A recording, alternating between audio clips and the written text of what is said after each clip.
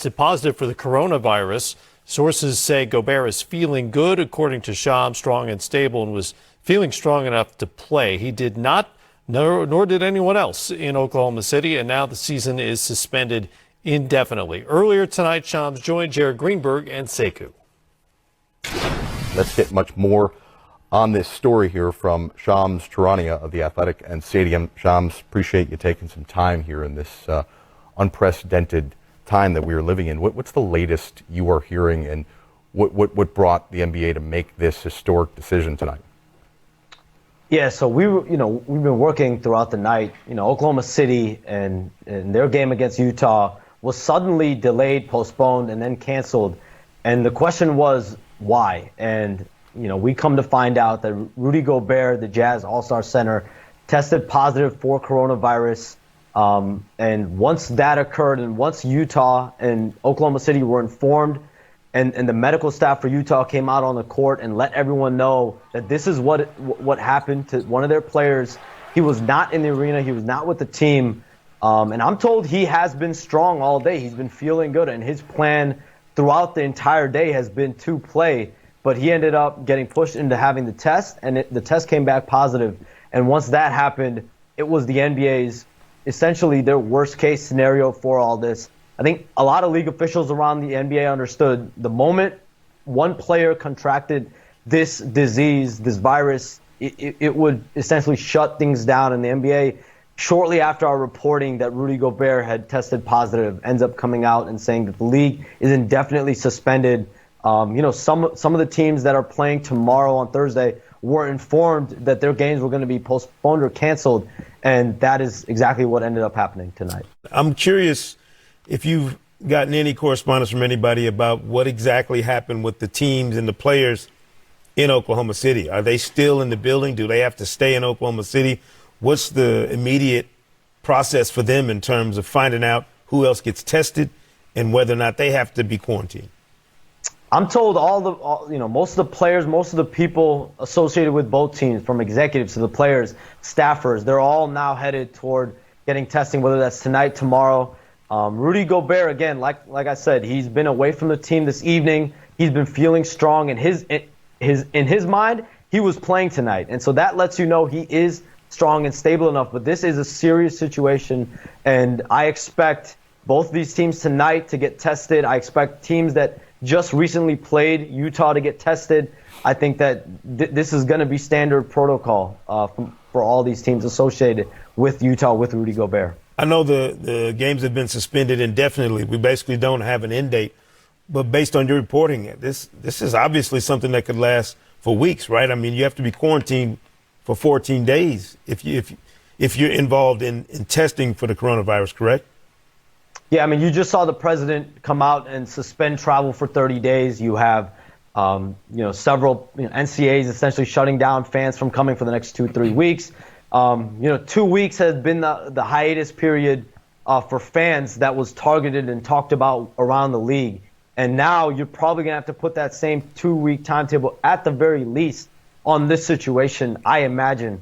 But this is an indefinite suspension. This is not something where I think the league is like, listen, in a week we'll be able to figure this out. This is something that has grave ramifications. And, you have players around the league now wondering, what does this mean for our paychecks? Is this a lockout type of situation where we're not going to be paid by the game? And so there's a lot of questions still surrounding all of this.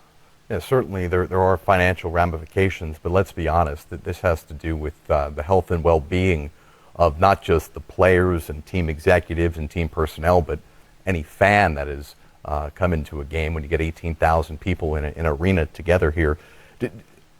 Obviously now it seems like people are taking this seriously, but did you get the sense, Shams, leading up to this news from Rudy Gobert in Oklahoma City tonight, that players and coaches and team executives were taking this as seriously as it should have been taken?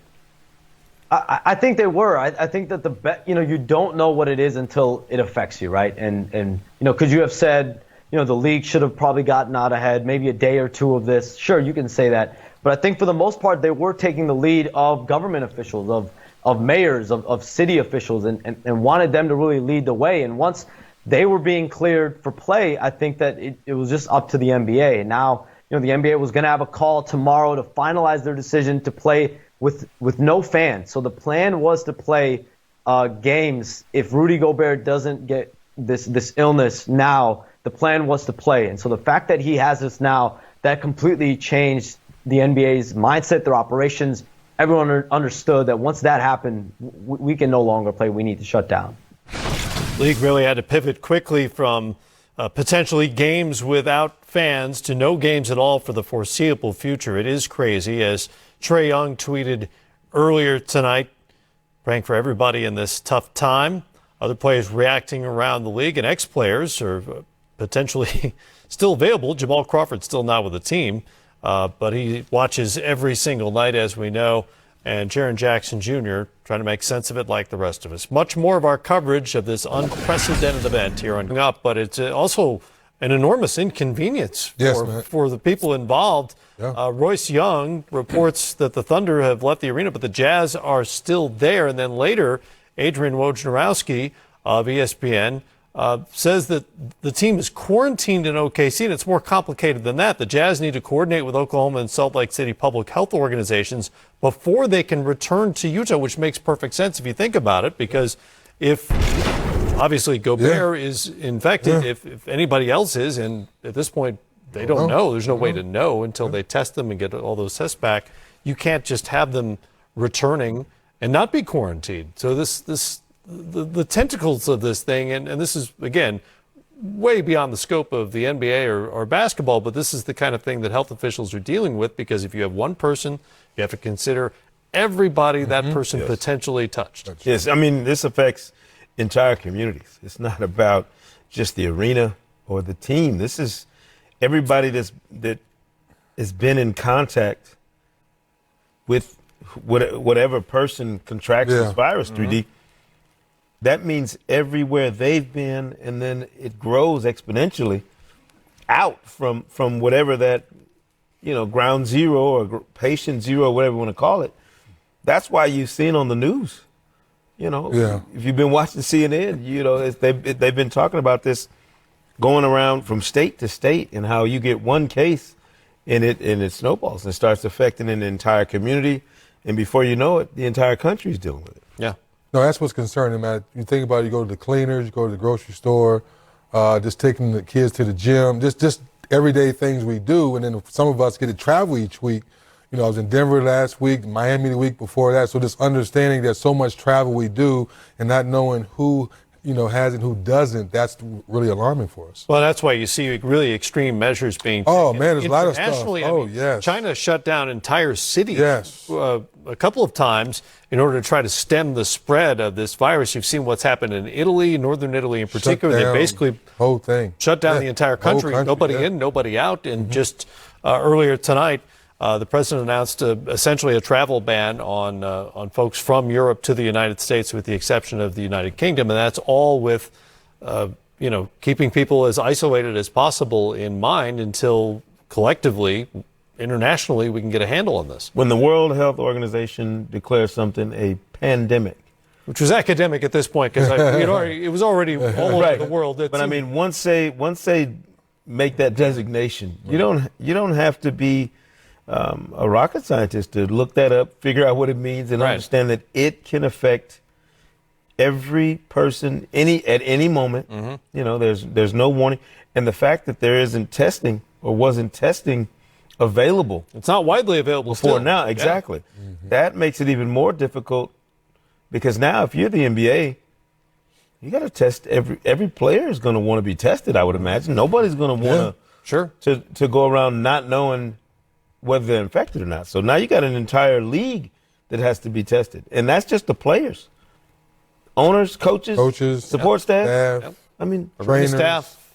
Arena staff, trainers. That's a lot of chefs. people. I mean, every team has chefs now, the kitchen staff. Think about that. Every hotel. For all the people that handle all the food for the players, the travel staff, the airplane, crew that handles the food and things of that, the drinks and things of that nature for all the travel. Every hotel you've been to, in the past, since March. So it's like you said, tentacle. The undertaking for the league to have to dig in on this is huge. You couldn't have games and do your diligence to to fix this at the same time. Well, not just the league, anybody that interacts with the league Yeah. in terms of other companies as well. There will be an enormous economic impact within and on the fringe of the NBA, no matter when the league returns. We have no idea at this point, but if games are lost, you're talking about gates on game days for those arena. At sort of a micro level, you're talking about hourly employees who depend on those games to make their living. You're talking about TV contracts, the NBA Finals. Golden State Warriors were already prepared to have games without fans. They have the biggest gate in the league, somewhere in the neighborhood of $3 to $3.5 million per game on a home date at their new arena. So talking about, you've seen what it's done to the economy just in the last week or so, if you watch the stock market and any other economic metric, and that's going to happen on a different level at the NBA as well, no matter how long this goes on.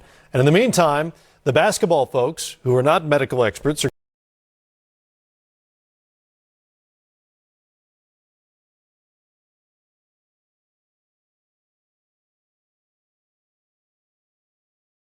getting asked a lot of questions about what to do and how to handle this, and they're doing their best. Dwayne Casey was among those after the Pistons lost tonight to the 76ers.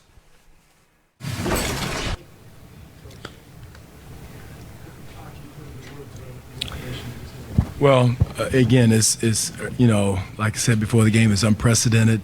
I think it's a prudent thing to do, and what went on in Utah, I don't know all the information, but that just shows you how fragile everything is right now. So it's the prudent thing to do. I haven't. The announcement didn't come until after they had already gotten in the showers, and I haven't talked to them as a group. But I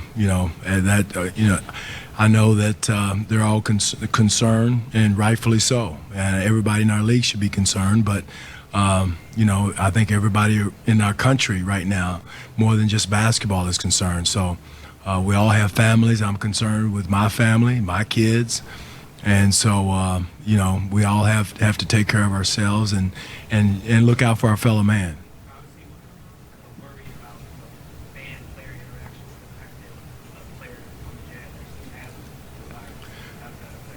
Well, again, that's what I said. That not only it shows you how fragile it is. Here it is, a player that is in our league that a lot of players have come in contact with. So that's a concern, and that's the prudent. That's why it's prudent for Adam to suspend the season until we get a hold of it and get a grasp of it.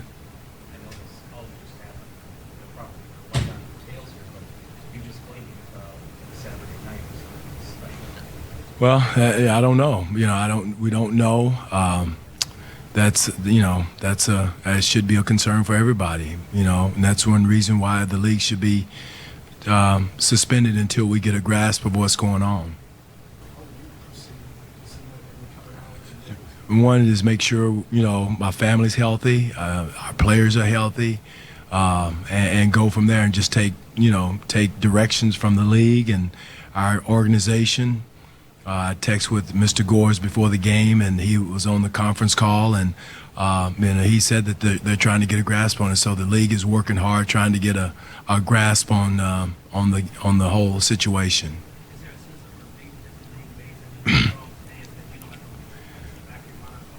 Well, again, it is. That way we can find out and see what's going on. And to see what the rules are, and if you're tested or whatever it is, and to make sure that we stay away from other people. I mean, the quarantine situation I think is real, not only for just basketball, for everyday people. I know there's there's positive people that tested positive back in Michigan, so it's all a concern.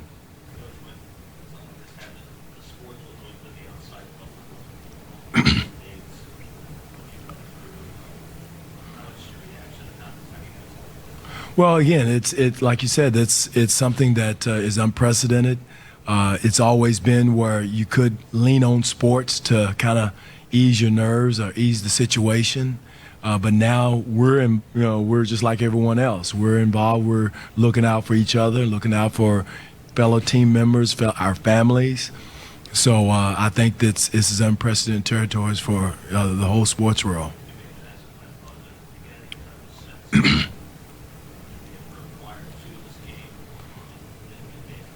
No, like I said, I texted with my owner, and he was wanting to know how everyone was doing, and he was on the conference call with the league at the time. So that's the only thing that we know, and we've had meetings with our organization as far as taking precautions. But when something like happens with Utah happens, that kind of has uncharted waters, even as far as sports goes. All right.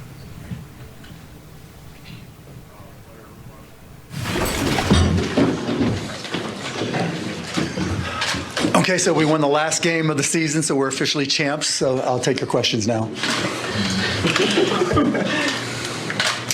How concerned are you about this whole situation? Well, obviously very concerned, but it's not necessarily about basketball. Obviously, this is much bigger than basketball.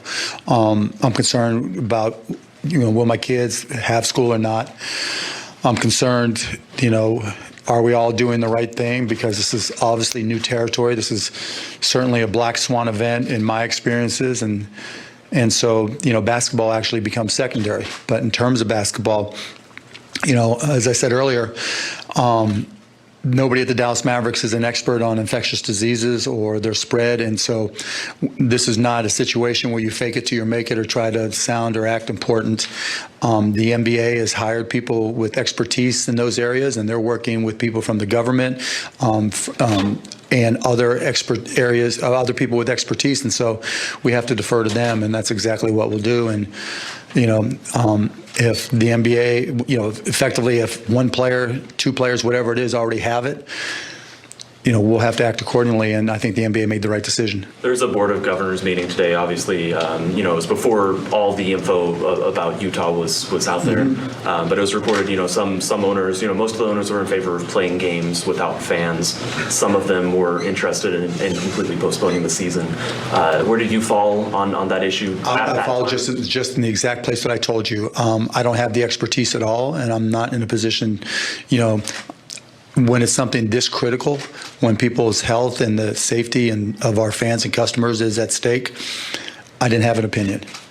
And we said that effectively we'll go with what the NBA says because, I'm smart enough to know what I don't know, and I'll defer to those who do. Mark, this evening on ESPN, you mentioned something about your concern for some of the employees, the part-time people that work here. Could you reiterate that? Yeah. In talking to when some of the things were coming up that we might not play games, and this was yesterday, I reached out to the folks at the arena and our folks at the Mavs to find out, what it would cost to financially support people who aren't going to be able to come to work. They get paid by the hour, and this was their source of income. And so we'll do some things there. We may ask them to go do some volunteer work in exchange, but, we've already started the process of having a program in place. And I don't have any details to give, but it's certainly something that's important to me. This has all transpired so rapidly. What are your feelings right now? I mean, when I heard Michael Finley saw the announcement, and I was just stunned. I mean, it was just like, I have this saying, life is half random. And this is the random side where, it takes twists and turns. And this is something out of a movie. And you just don't expect it to happen in real life. But that's the randomness of the world we live in. And so it's stunning, but we are where we are. And we have to be smart in how we respond. Again, as I just said, this is people's lives at stake. This isn't about basketball. This isn't about the Mavericks. This isn't about, when do we start, or do we start, or how do we start? This is a pandemic, a global pandemic where people's lives are at stake. And I'm a lot more worried about my kids and my mom, who's 82 years old, and talking to her and telling her to stay in the house than I am about when we play our next game. Look, we have a lot of flexibility. I don't want to speak for Adam or the NBA, but in terms of the NBA basketball side of this, we have a lot of flexibility because there's nothing that happens after June 12th when we typically end our season. So, it's more important for us to get it right. Did you have any concerns about playing in a packed house tonight? No, I didn't really. I was actually shocked that we had so many people, to be honest. I was half expecting there to be half full. The good news is that you could tell by the screaming and yelling, it was a very young audience, and so that probably makes a lot of sense. But no, I didn't have any reason to believe that anybody was put anybody else at risk. And we tried, last week we tried to be proactive. You saw we handed out all the Purells to everybody. So, that's not going to stop everything, but at least we can try to, take a little bit of action to try to minimize where we could. Thank you, Norman. Thank you, guys. Anybody else? All right, thanks, everybody. Again, the season has been suspended indefinitely, but there are all kinds of developments along the way. This is from Tisha Thompson of ESPN. Players from teams the Jazz have played with in the past 10 days are being told to self-quarantine. Sources told ESPN's Brian Windhorst. Those teams are the Cavaliers, Knicks, Celtics, Pistons, and the Toronto Raptors. Makes perfect sense. But again, different world we're living in right now.